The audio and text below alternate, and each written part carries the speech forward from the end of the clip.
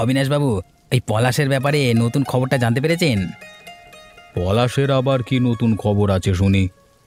আরে অবিনাশবাবু, গ্রাম শুদ্ধ লোক খবর পেয়ে গেছে আর আপনি খবর পাননি। আরে খগেন, কি এমন খবর যা গ্রাম শুদ্ধ লোক জেনে গেছে আর আমি এখনো জানতে পারলাম না? আরে অবিনাশবাবু, পলাশ লটারির টিকিট কেটে প্রচুর টাকা জিতেছে, সে এখন অনেক টাকার মালিক। কি বলছিস কি খগেন? পলাশ লটারির টিকিট জিতে অনেক টাকা পেয়েছে? তাহলে তো তার এখন মানে বৃহস্পতি, হ্যাঁ? তাই তো, পলাশ একটি নতুন বড় বাড়ি কিনেছে। এখন সে সেই বড় বাড়িতেই থাকে। তাই নাকি? পলাশ তাহলে আমাদের এইভাবে হাত গুটিয়ে বসে থাকা যাবে না। যেভাবেই হোক পলাশকে হেনস্থা করে ওকে এই বাড়ি থেকে আর এই গ্রাম থেকে বের করবার পরিকল্পনা করতে হবে। অবিনাশবাবু, আপনি আমার মনের কথাটাই বলেছেন। আমরা দুজনে মিলেই পলাশকে একটা উপযুক্ত শিক্ষা দেওয়ার ব্যবস্থা করব।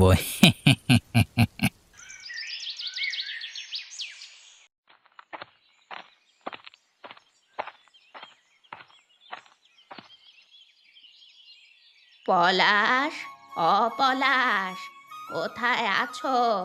দেখো, আমি আর পূজা তোমার নতুন বড় বাড়ি দেখতে এসেছি। আরে মাসিমা, আসুন আসুন। পূজা, তুমি এসো এসো, ভেতরে এসো।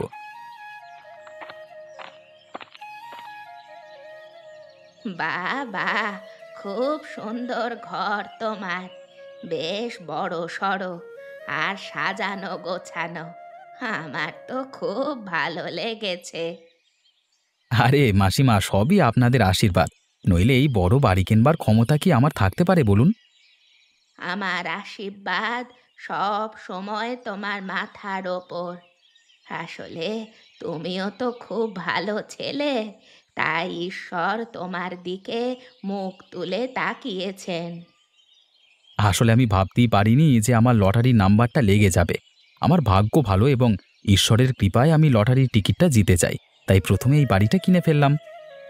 পলাশদা, মাসিমা ঠিকই বলছে, আপনার বাড়িটা দেখতে খুব সুন্দর। হ্যাঁ, ধন্যবাদ মাসিমা। ধন্যবাদ পূজা। আমি ভীষণ খুশি হয়েছি তোমরা আবার বাড়িতে এসেছো। পলাশ, শুধু ধন্যবাদ জানালে হবে না, আমাদেরকে কিন্তু পেট ভরে একদিন নেমন্তন্ন করে খাওয়াতে হবে। নিশ্চয়ই নিশ্চয়ই, এ তো আমার সৌভাগ্য হবে যদি আপনাদেরকে আমি আমার বাড়িতে নেমন্তন্ন করে খাওয়াতে পারি। পলাশদা, আমাদের কিন্তু পাঁঠার মাংস আর ইলিশ মাছ দিয়ে নেমন্তন্ন করে খাওয়াতে হবে, বুঝেছো? বেশ বেশ, তাই হবে। আমি খুব শীঘ্রই তোমাদেরকে নেমন্তন্ন করে আমাদের বাড়িতে খাওয়াবো।